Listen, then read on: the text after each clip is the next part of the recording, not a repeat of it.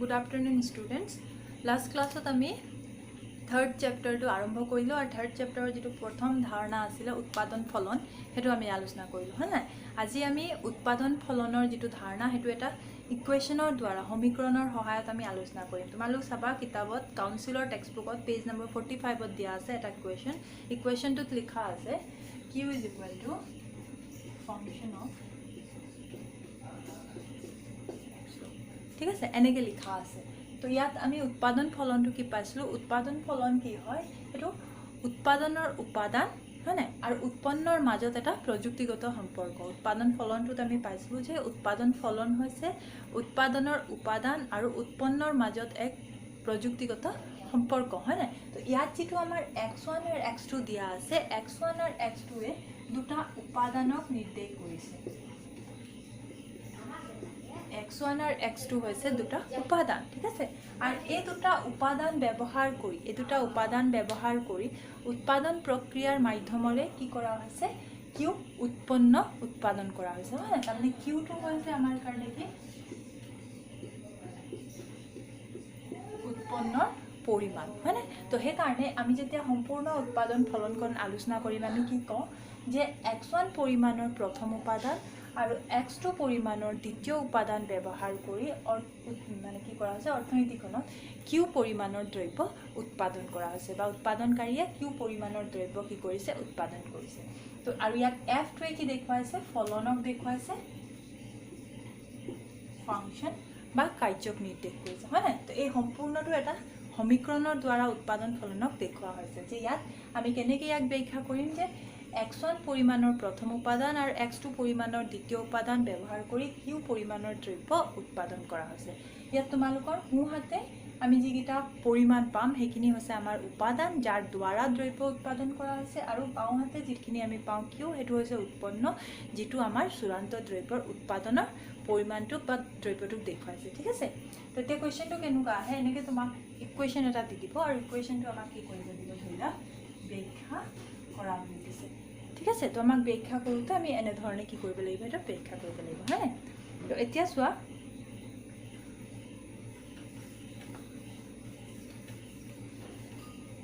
আমি পালো যে উৎপাদনকাৰী এজনে দ্ৰব্য এটা উৎপাদন কৰিবৰ কাৰণে কি কৰিব লাগিব কিছুমান উপাদান নিয়োজিত কৰিব লাগিব উপাদান কিছুমান ব্যৱহাৰ কৰিব লাগিব হয় না সেই কাৰণে তেও কিমান পৰিমাণৰ দ্ৰব্য উৎপাদন কৰিব পাৰিব হেতু নিৰ্ভৰ কৰিব যে তেও কিমান পৰিমাণৰ উপাদান ব্যৱহাৰ কৰিছে হয় না অৰ্থাৎ যদি উৎপাদনকাৰীজনে উৎপাদনৰ স্তৰ বঢ়াব আছে হলে যে আমাৰ প্ৰয়োজন অনুসৰি উৎপাদনকাৰী সকলে কি কৰিব লগা হয় উৎপাদনৰ পৰিমাণ বা স্তৰটো বঢ়াব লগা হয় তো যদি উৎপাদনকাৰী সকলে উৎপাদনৰ স্তৰটো বঢ়াব আছে তেতিয়া হলে তেওঁলোকে কি কৰিব লাগিব যিখিনি উপাদান এই উপাদানৰ নিয়োগৰ পৰিমাণটো কি কৰিব লাগিব বৃদ্ধি কৰিব লাগিব হয় না তো ধৰিলো আমি উৎপাদন ফলনটো এনেকৈ লিখিছো যে 10q হয় না q 10টা গুণ উৎপাদন কৰিবৰ কাৰণে উৎপাদনকাৰীজনে x1 যেটো উপাদান তাৰ এটা গুণ 1x1 আৰু x2 যেটো উপাদান তাৰো এটা গুণ কি কৰিছে ব্যৱহাৰ কৰিছে ঠিক আছে আমি সম্পূৰ্ণ উৎপাদন ফলনটো কেনেকৈ লিখিলো যে প্ৰথম উপাদান x1 আৰু দ্বিতীয় উপাদান x2 এটা গুণ ব্যৱহাৰ কৰি উৎপাদনকাৰীজনে দ্ৰব্যটোৰ 10টা গুণ উৎপাদন কৰিছে হয় নহয় এতিয়া আমি ধৰি লওঁ যে যদি উৎপাদনকাৰীজনৰ সেই উৎপাদনৰ স্তৰটো ধৰিলা বঢ়াবলৈ ইচ্ছা কৰিছে কিমান বঢ়াব ইচ্ছা কৰিছে ধৰিলা আনুমানিকভাৱে আমি কৈছো যে q 20q তাৰমানে 10ৰ পৰা 20টা গুণলে দ্ৰব্যটোৰ উৎপাদন বঢ়াবলৈ ইচ্ছা কৰিছে যে যেতিয়া তেওঁ উৎপাদন বঢ়াব আছে তেওঁ উপাদানৰ নিয়োগৰ যেটো পৰিমাণ আছে হেতু কি কৰিব লাগিব বঢ়াব লাগিব হয় না তো কেনেকৈ বঢ়াইছে চোৱা মই জাস্ট আনুমানিকভাৱে লিখিছো ইয়াত ঠিক আছে যে তেওঁ প্ৰথম উপাদানটোৰ পৰিমাণ দুটা গুণলে বঢ়াই দিলে ঠিক আছে কিন্তু দ্বিতীয় উপাদানটো তেওঁ কি কৰিব নোৱাৰিলে বঢ়াব নোৱাৰিলে তাৰমানে মাত্ৰ এটা উপাদান ঠিক আছে মাত্ৰ এটা উপাদান x1 উপাদানৰ যেটো পৰিমাণ আছে নিয়োগৰ যেটো পৰিমাণ আছে এটা গুণৰ পৰা দুটা গুণলে বৃদ্ধি কৰিলে হয় আৰু দ্বিতীয়টো উপাদানৰ পৰিমাণ একে ৰাখিলে হয় না আৰু এনে ধৰণৰ পৰিৱৰ্তন উপাদানৰ ক্ষেত্ৰত কৰি উৎপাদনকাৰীজনে উৎপাদনৰ পৰিমাণ 10টাৰ পৰা 20টা গুণলে কি কৰিব পাৰিলে বৃদ্ধি কৰিব পাৰিলে ঠিক আছে তো এতিয়া তেও যে এই কামখিনি কৰিলে আমি কি কৈছো যে যিকিটা উপাদান আছে আমি কওঁ যে এটা দ্ৰব্য উৎপাদন কৰিবৰ কাৰণে সদায় এজন উৎপাদনকাৰীজনক এটাতকৈ অধিক উপাদানৰ প্ৰয়োজন হ'ব, হয়নে নহয়? তো ইয়াত জেনেৰেলি দুটা নহয়, দুটাতকৈ বেছি লাগিব, কিন্তু আমি ধাৰণাটো জাষ্ট চিম্পলকৈ বুজিবৰ কাৰণে আমি ধৰি লৈছোঁ যে তেওঁ মাত্ৰ দুটা উপাদানে ব্যৱহাৰ কৰিছে, হয় নাই? আৰু ইয়াত আমি কি দেখিলোঁ এক্সাম্পলটোত যে উৎপাদনৰ স্তৰ বঢ়াবৰ কাৰণে তেওঁ কি কৰিব পাৰিছে, এটা উপাদান যিটো X1 প্ৰথম উপাদান তাৰ নিয়োগৰ পৰিমাণ এটা আগতলৈ বঢ়াব পাৰিছে, হয় নাই? কিন্তু কিবা কাৰণত হয় নাই তেওঁ কি কৰিব পাৰিছে যে দ্বিতীয়টো উপাদানৰ নিয়োগৰ পৰিমাণ কিন্তু বৃদ্ধি কৰিব পৰা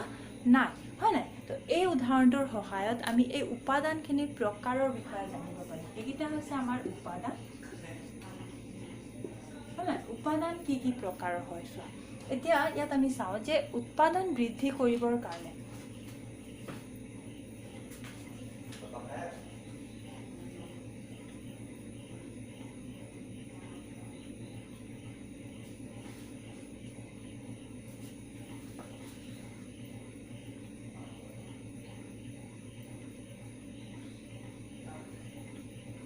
হলে উৎপাদন বৃদ্ধি কৰিবৰ কাৰণে উপাদানখিনি কৰিলে, হয় নাই? তো উৎপাদন বৃদ্ধি কৰিবৰ কাৰণে উৎপাদনকাৰীয়ে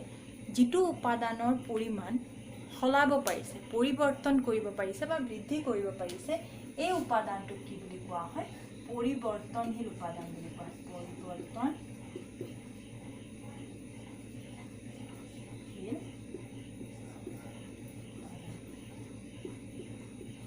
ভেৰিয়েবল ফেক্টৰ বুলি কোৱা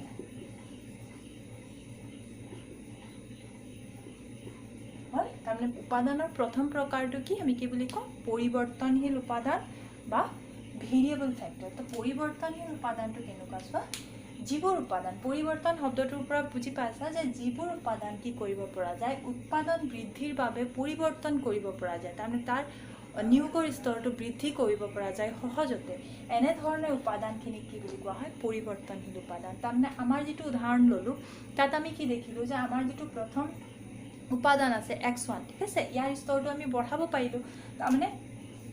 X1টো কি হ'ব, পৰিৱৰ্তনশীল উপাদান আমাৰ উদাহৰণটোত, হয় নাই? দ্বিতীয়তে কি হয়, কেতিয়াবা কিছুমান বিশেষ তাৰমানে অসুবিধাৰ কাৰণে উৎপাদনকাৰীয়ে কি কৰিব নোৱাৰে, উৎপাদন বৃদ্ধি কৰিছে কিন্তু কিছুমান উপাদানৰ নিয়োগৰ স্তৰটো বৃদ্ধি কৰিব নোৱাৰিলে, যেনেকৈ আমাৰ এক্সাম্পলটোত কি আছে, X2টো স্থিৰ হৈ থাকিলে, তাৰ পৰিমাণটো উৎপাদনকাৰীজনে সলাব নোৱাৰিলে, হয় নহয়? তো যিবোৰ উপাদানৰ স্তৰটো কি কৰিব পৰা নাযায়, উৎপাদন বৃদ্ধিৰ বাবে সলাব পৰা নাযায় বা বঢ়াব পৰা নাযায়, সেই উপাদানখিনি কি বুলি কোৱা হয়, স্থিৰ উপাদান বুলি কোৱা হয়। স্থিৰ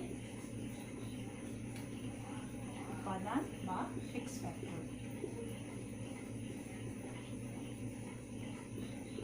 হ'ল স্থিৰ শব্দটো বুজি পাইছা যে যাৰ নিয়োগৰ স্তৰটো একে আছে, যদিও উৎপাদন বাঢ়িছে কিন্তু উৎপাদন বঢ়াবৰ কাৰণে উৎপাদন বঢ়াব পাৰিছে, কিন্তু আমাৰ যিটো দ্বিতীয় উপাদান আছে তাৰ স্তৰটো উৎপাদনকাৰীজনে সলনি কৰিব নোৱাৰিলে, বঢ়াব নোৱাৰিলে, হয় নে নহয়? বিশেষ কিছুমান কাৰণ, ইয়াত ধৰি লোৱা তেওঁৰ বিনিয়োগৰ লগত অসুবিধা থাকিব পাৰিছে, টকা পইচাৰ অসুবিধা থাকিব পাৰে, বজাৰৰ অসুবিধা থাকিব পাৰে, বিভিন্ন কাৰণৰ কাৰণে উৎপাদনকাৰী এজনে কি কৰিব নোৱাৰিলে, দ্বিতীয় উপাদানৰ স্তৰটো বঢ়াব নোৱাৰিলে, হয় নাই? তো উৎপাদন বৃদ্ধিৰ বাবে, হয় নাই, যিবোৰ উপাদানৰ পৰিমাণ বৃদ্ধি কৰিব পৰা নাযায়, পৰিৱৰ্তন কৰিব পৰা নাযায়, সেইখিনি উপাদানক কি বুলি কোৱা হয়, স্থিৰ উপাদান বুলি কোৱা হয়। তেনেধৰণে উৎপাদন কাৰ্যত সেইটো সদায় সম্ভৱ নহয় যে আমি বা প্ৰয়োজনো নহয় যে আমি উৎপাদন বৃদ্ধিৰ কাৰণে যিমানকেইটা উপাদান ব্যৱহাৰ কৰিছোঁ সকলোবোৰ উপাদানে আমি বৃদ্ধি কৰিম, হয় নাই? কিছুমান উপাদানক স্থিৰ ৰূপে ৰাখি একেটা পৰিমাণত ৰাখিও আমি উৎপাদনৰ স্তৰটো বঢ়াব পাৰোঁ, হয় নাই? তেনেধৰণে যিবোৰ উপাদান আমি সলনি কৰিব পাৰিলোঁ উৎপাদন বৃদ্ধিৰ বাবে, সেই উপাদানখিনিক আমি পৰিৱৰ্তনশীল উপাদান বুলি ক'ম, ভেৰিয়েবল ফেক্টৰ বুলি ক'ম, আৰু যিবোৰ উপাদান আমি উৎপাদন বৃদ্ধিৰ বাবে পৰিৱৰ্তন কৰিব নোৱাৰিলোঁ সেই উপাদানখিনিক আমি স্থিৰ উপাদান বা ফিক্স ফেক্টৰ বুলি ক'ম। ধৰি পাৰিছা? তো এনেধৰণে আমি উপাদান দুই প্ৰকাৰৰ পালোঁ, হয় নাই? তো ইয়াৰ পৰা আমাৰ কুৱেশ্যন আহে যে পৰিৱৰ্তনশীল উপাদান কি, স্থিৰ উপাদান কি, তো আমি এনেকৈ সংজ্ঞাটো দিব পাৰোঁ। নেক্সটলি চোৱা, কেতিয়াবা এক্সাম্পল আহে যে পৰিৱৰ্তনশীল আৰু স্থিৰ উপাদানৰ কিছুমান উদাহৰণ দিয়া, ঠিক আছে? তো প্ৰত্যেকজন উৎপাদনকাৰীৰ কাৰণে পৰিৱৰ্তন হাৰ স্থিৰ উপাদানটো একে হ'ব নোৱাৰে কিন্তু জেনেৰেলি সাধাৰণভাৱে কোনকেইটা উপাদানক আমি পৰিৱৰ্তনশীল বুলি ক'ব পাৰিম হয় নাই তো জেনেৰেলি কি হয় চোৱা যেতিয়া এটা দ্ৰব্যৰ উৎপাদন বৃদ্ধি কৰিব পৰা যায় তেতিয়াহ'লে শ্ৰমিকৰ প্ৰয়োজনতাটো সঘনাই বৃদ্ধি পায় হয় নহয় আৰু শ্ৰমিকটো কি হৈছে এনেকুৱা এটা উপাদান যিটো আমি ইজিলি তাৰমানে কি কৰিব পাৰোঁ কমাব বঢ়াব পাৰোঁ সেইকাৰণে পৰিৱৰ্তনশীল উপাদানৰ এটা তাৰমানে উদাহৰণ আমি শ্ৰমিক বা শ্ৰম বুলি ক'ব পাৰোঁ শ্ৰমিকটো এটা ভাল উদাহৰণ নেক্সটটো আছে কেঁচা সামগ্ৰী কাৰণ তুমি যদি কিবা এটা দ্ৰব্যৰ উৎপাদন বৃদ্ধি কৰিব আছে আমাক প্ৰথমে কেঁচা সামগ্ৰীৰ পৰিমাণটো লাগিব তাৰমানে আমাক যদি মাৰ্কাৰ বেছি বনাব আছে অবভিয়াছলি প্লাষ্টিক আমাক বেছিকৈ লাগিবই ঠিক আছে সেইকাৰণে যিবোৰ কেঁচা সামগ্ৰীৰ প্ৰয়োজন হয় এটা দ্ৰব্য উৎপাদন কৰিবলৈ যাওঁতে সেই কেঁচা সামগ্ৰীটো আমি পৰিৱৰ্তনশীল উপাদান বুলি ক'ব পাৰিম তো পৰিৱৰ্তনশীল উপাদানৰ যদি আমাক এক্সাম্পল সোধে তেতিয়াহ'লে আমি শ্ৰমিক বুলি ক'ব পাৰিম আৰু আমি কি বুলি ক'ব পাৰিম কেঁচা সামগ্ৰী সেই দুটা এটা ভাল এক্সাম্পল পৰিৱৰ্তনশীল উপাদানৰ হয় স্থিৰ উপাদান বুলি ক'লে আমি কোনকেইটা বুজিম যিকেইটা আমি সহজতে তাৰমানে কি কৰিব নোৱাৰোঁ সলাব নোৱাৰোঁ হয় নাই বা যিকেইটা আমি সলোৱাটো ইমান প্ৰয়োজনীয় নহয় সেইখিনি হৈছে স্থিৰ উপাদান কিন্তু মোৰ কাৰণে যিবোৰ উপাদান স্থিৰ সেইটো হৈছে বেলেগ এজন উৎপাদনকাৰীৰ কাৰণে স্থিৰ উপাদান নহ'ব পাৰে ঠিক আছে এইটো একেবাৰে তাৰমানে ৱাটাৰ টাইট কম্পাৰ্টমেণ্টত নহয় যে তাৰমানে একেবাৰে ফিক্স নহয় যে এইটোৱে স্থিৰ এইটোৱে পৰিৱৰ্তনীয় ঠিক আছে কিন্তু তথাপি ইন জেনেৰেল আমি কি বুলি ক'ব পাৰিম স্থিৰ উপাদান কি যেনেকৈ ভূমি যেনেকৈ মাটিৰ যিটো পৰিমাণ আছে কিবা এটা কাম কৰিবৰ কাৰণে আমাক মাটি লাগে মাটিটো আমি শ্ৰমিকৰ নিচিনা ইমান সহজত কি কৰিব নোৱাৰোঁ পঢ়াব নোৱাৰোঁ সেইকাৰণে ভূমিটো এটা স্থিৰ উপাদানৰ আমি উদাহৰণ দিব পাৰোঁ বা ধৰি লোৱা যন্ত্ৰপাতিবোৰ কেনেকুৱা ধৰি লোৱা তাত ডাঙৰ ডাঙৰ যন্ত্ৰপাতিখিনি কিনাৰ ক্ষেত্ৰত বেছিকৈ আমি খৰচ কৰিব লগা হ'ব পাৰে সেইকাৰণে সহজতে ধৰি লোৱা উৎপাদনকাৰীসকলে যদি উৎপাদন বৃদ্ধি কৰিব আছে এদিনত তেওঁলোকে ধৰি লোৱা যন্ত্ৰপাতিখিনি ইমান সহজতে কিনি আনিব নোৱাৰিব পাৰে তেতিয়াহ'লে সেইটো হ'ব আমাৰ কাৰণে এটা স্থিৰ উপাদানৰ উদাহৰণ তো যদি আমাক উদাহৰণটো সোধে তেতিয়াহ'লে স্থিৰ উপাদানৰ ক্ষেত্ৰত আমি ভূমি যন্ত্ৰপাতি দিব পাৰোঁ পৰিৱৰ্তনশীল উপাদানৰ ক্ষেত্ৰত আমি শ্ৰমিক কেঁচা সামগ্ৰী সেইখিনি দিব পাৰোঁ ঠিক আছে তো এনেধৰণে এইটো হৈছে আমাৰ কাৰণে স্থিৰ আৰু পৰিৱৰ্তনশীল উপাদান নেক্সট চোৱা ইয়াৰ মাজত পাৰ্থক্যও আহে যে স্থিৰ আৰু পৰিৱৰ্তনশীল উপাদানৰ মাজত পাৰ্থক্য লিখা তো প্ৰথমটো আমি কি দিব পাৰোঁ যে ধৰি লোৱা সংজ্ঞাটো দিব পাৰোঁ স্থিৰ আৰু পৰিৱৰ্তনশীল উপাদানটো দ্বিতীয়তে আমি সংজ্ঞা এক্সাম্পল দিব পাৰোঁ এক্সাম্পল জেনেৰেলি দিব নালাগে কিন্তু যিহেতু ৰেফাৰেঞ্চত দিয়া আছে দিব পাৰা আৰু আগত আমি যেতিয়া আলোচনা কৰিম আৰু আমি কেইটামান পাৰ্থক্য লাভ কৰিম হয় নাই এতিয়া আহোঁ আমি আমাৰ নেক্সট কনচেপ্টটোলৈ ইয়ালৈকে তোমালোক নিশ্চয় বুজিবা নেক্সট কনচেপ্টটোলৈ আহোঁ আমি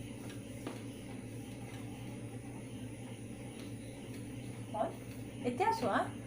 যদি উৎপাদনকাৰীজনে কি কৰিব পাৰিছে উৎপাদন বৃদ্ধিৰ বাবে হয় নে নহয় সকলোবোৰ উপাদান পৰিৱৰ্তন কৰিব পৰা নাই মাত্ৰ কেইটামান উপাদান বা ধৰি লোৱা মাত্ৰ এটা উপাদানক পৰিৱৰ্তন কৰি বাকীবোৰ উপাদানক স্থিৰে ৰাখি উৎপাদন বৃদ্ধি কৰিছে তেতিয়াহ'লে উৎপাদনৰ এনেকুৱা এটা সময়ক ঠিক আছে কি বুলি কোৱা হয় হ্ৰস্বকাল বুলি কোৱা হয়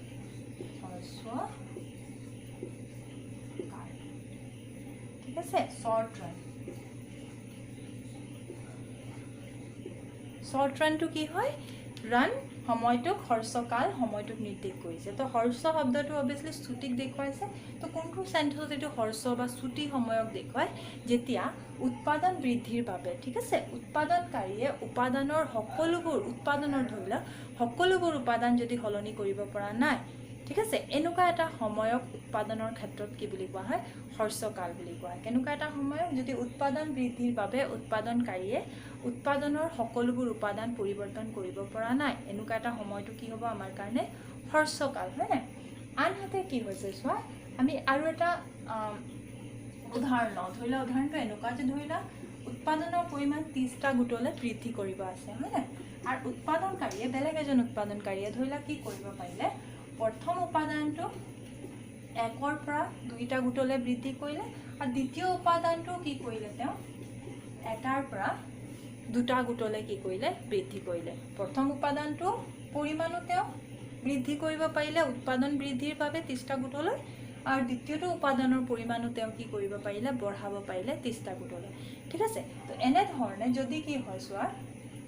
যে উৎপাদনকাৰীয়ে কি কৰিব পাৰিছে এজন উৎপাদনকাৰীয়ে উৎপাদন বৃদ্ধিৰ বাবে উৎপাদনৰ ব্যৱহাৰ হোৱা সকলোবোৰ উপাদানৰ স্তৰ যদি সলনি কৰিব পাৰিছে তেনেহ'লে এনেকুৱা এটা সময়ক কি বুলি কোৱা হয় চোৱা উৎপাদনৰ ক্ষেত্ৰত দীৰ্ঘকাল বুলি কোৱা হয় লং ৰান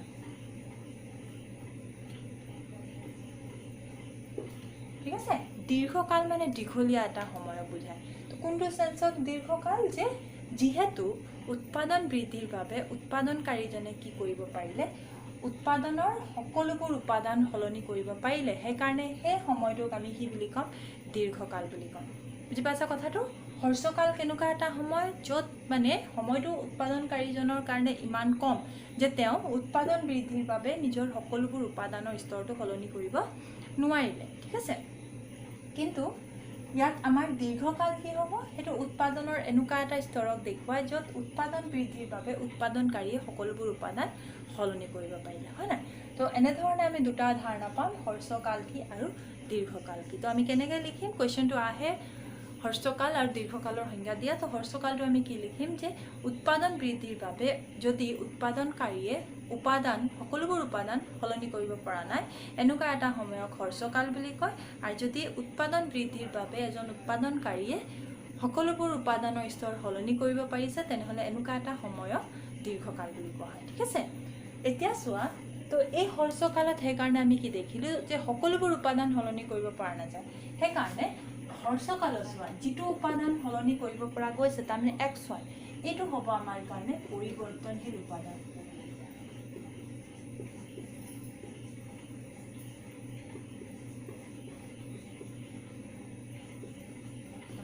হ্ৰস্বকালত যিটো উপাদান সলনি কৰিব পৰা গৈছে তাৰমানে x1 এইটো হ'ব আমাৰ কাৰণে কি পৰিৱৰ্তনশীল উপাদান আৰু যিটো উপাদান সলনি কৰিব পৰা নাই তাৰমানে কি x2 সেইটো হ'ব আমাৰ কাৰণে কি স্থিৰ উপাদান তাৰমানে x2 ধৰি পাইছা যে হ্ৰস্বকালত সেইকাৰণে আমি কি পাম দুই ধৰণৰ উপাদান পাম পৰিৱৰ্তনশীল উপাদান আৰু দ্বিতীয়টো কি হৈছে আমাৰ কাৰণে স্থিৰ উপাদান তো ইয়াত x1 টো স্থিৰ উপাদান পৰিৱৰ্তনশীল উপাদান আৰু x2 টো হৈছে আমাৰ কাৰণে কি স্থিৰ উপাদান তো এনেধৰণে চোৱা যদি আমাক পাৰ্থক্য আমি এইটো দিব পাৰোঁ যে হ্ৰস্বকালত কি থাকে তোমাৰ দুই ধৰণৰ উপাদান পোৱা যায় এটা হৈছে পৰিৱৰ্তনশীল উপাদান এটা হৈছে স্থিৰ উপাদান ঠিক আছে কিন্তু দীৰ্ঘকালত আমি কি দেখিলোঁ যে দীৰ্ঘকালত লং ৰানত আমি কি দেখিলোঁ যে সকলোবোৰ উপাদানে আমি পৰিৱৰ্তন কৰিব পাৰিম যদি আমি সকলোবোৰ উপাদান পৰিৱৰ্তন কৰিব পাৰিছোঁ তেতিয়াহে সেই সময়টো হ'ব আমাৰ কাৰণে কি তোমাৰ দীৰ্ঘকাল নহ'লে সেইটো দীৰ্ঘকাল নহয় তো সেইকাৰণে ইয়াত আমি দ্বিতীয় যিটো এক্সাম্পল আছে তাত দেখিলোঁ যে উৎপাদনকাৰীয়ে উৎপাদনৰ বৃদ্ধি কৰিবৰ কাৰণে x1 আৰু x2 দুটা উপাদানে কি কৰিব পাৰিছে সলনি কৰিব পাৰিছে তো সেইকাৰণে দীৰ্ঘকালত কেৱল কি উপাদান থাকে পৰিৱৰ্তনশীল উপাদান দীৰ্ঘকালত কেতিয়াও আমি স্থিৰ উপাদানটো নাপাওঁ দীৰ্ঘকালত কেৱল এক প্ৰকাৰৰ উপাদান থাকে সেইটো হৈছে পৰিৱৰ্তনশীল উপাদান দীৰ্ঘকালত স্থিৰ উপাদানটো নাথাকে এইটো কথা গুৰুত্বপূৰ্ণভাৱে মনত থবা যে য'ত আমাক স্থিৰ উপাদানৰ ধাৰণা দিয়া আছে আমি কিবা এটা তত্ত্ব আলোচনা কৰিছোঁ বিধি আলোচনা কৰিছোঁ আৰু তাত যদি আমাৰ স্থিৰ উপাদান আছে বুলি কোৱা হৈছে আমি যদি ধৰি লৈছোঁ যে কিছুমান স্থিৰ উপাদান আছে আৰু কিছুমান পৰিৱৰ্তনশীল উপাদান যদি স্থিৰ উপাদান থাকে তাৰমানে উৎপাদনৰ ক্ষেত্ৰত হ্ৰস্বকালৰ কথা আলোচনা কৰা হৈছে কাৰণ যদি সেইটো দীৰ্ঘকাল হ'লহেঁতেন তেতিয়াহ'লে স্থিৰ উপাদানটো নাথাকে তাৰমানে এই যিটো স্থিৰ উপাদানৰ ধাৰণা আমি যিটো পালোঁ যে দুই ধৰণৰ উপাদান থাকে পৰিৱৰ্তনশীল আৰু স্থিৰ উপাদানৰ ধাৰণাটো কেৱল হ্ৰস্বকালতে খাটে সেইটো দীৰ্ঘকালৰ লগত কোনো ধৰণৰ তাৰ কি নাই সম্পৰ্ক নাই হয়নে সেইকাৰণে দীৰ্ঘকালত কেতিয়াও আমাৰ কি নাথাকে স্থিৰ উপাদানটো দেখা নিদিয়ে সকলোবোৰ উপাদানে আমাৰ কাৰণে কি হয় পৰিৱৰ্তনশীল হৈ পৰে হয় তো এনেধৰণে আমি ইয়াত পালোঁ যে হ্ৰস্বকাল দীৰ্ঘকাল কি ইয়াত আমাৰ সংজ্ঞাটো আহে তাৰ পাছত আমাৰ পাৰ্থক্য লিখিব আহে ৰেগুলাৰলি যে হ্ৰস্বকাল আৰু দীৰ্ঘকালৰ মাজত পাৰ্থক্য আমি সংজ্ঞা দিব পাৰোঁ সেকেন্ডলি আমি লিখিব পাৰোঁ যে হ্ৰস্বকালত পৰিৱৰ্তনশীল আৰু স্থিৰ দুটা উপাদান থাকে কিন্তু দীৰ্ঘকালত সকলোবোৰ উপাদানে পৰিৱৰ্তনশীল পাৰ্থক্যখিনিৰ কাৰণে তোমালোক ৰেফাৰেন্স বুকটো চাবা তাত ধুনীয়াকৈ দিয়া আছে আৰু ষ্টিল কিবা যদি ডাউট কনফিউজন থাকে তেতিয়াহ'লে মেছেজ কৰিবা আমি টপিকটো আকৌ ডিটেইলছত ৰিপিট কৰিম ঠিক আছে তো ইয়ালৈকে আমি আজিৰ ক্লাছটোত কি কৰিলোঁ সেই দুটা কথা দুটা গুৰুত্বপূৰ্ণ ধাৰণা আলোচনা কৰিলোঁ যে আমাৰ মানে উপাদান পৰিৱৰ্তনশীল আৰু স্থিৰ উপাদান কি তাৰপিছত হ্ৰস্বকাল আৰু দীৰ্ঘকাল কি হ'লে তো তোমালোক এইখিনি কাউন্সিলৰ বুকতো পঢ়িবা ৰেফাৰেন্স বুকতো পঢ়িবা কিবা যদি বুজি পাবলৈ থাকে মেছেজ কৰিবা আমি নেক্সট আকৌ ডিছকাছ কৰিম হয়নে তো এনেধৰণে আমি এই কথাখিনি কি কৰিলোঁ আলোচনা কৰিলোঁ। নেক্সট ক্লাছত আমি উৎপাদনৰ লগত জড়িত আৰু কেইটামান ইম্পৰ্টেণ্ট কনচেপ্ট ডিছকাছ কৰিম। তোমালোক ৰেগুলাৰলি ক্লাছখিনি কৰি থাকিবা। যদি কলেজলৈ আহিব পৰা নাই ভিডিঅ' ক্লাছখিনি ৰেগুলাৰলি এটেণ্ড কৰিবা যাতে কোনো কনফিউজন নাথাকে। তো নেক্সট ক্লাছত আমি কিছুমান মেথমেটিকেল ইলাষ্ট্ৰেশ্যন ছল্ভ কৰিম, অংক কিছুমান কৰিম। সেইকাৰণে আগৰ ক্লাছটো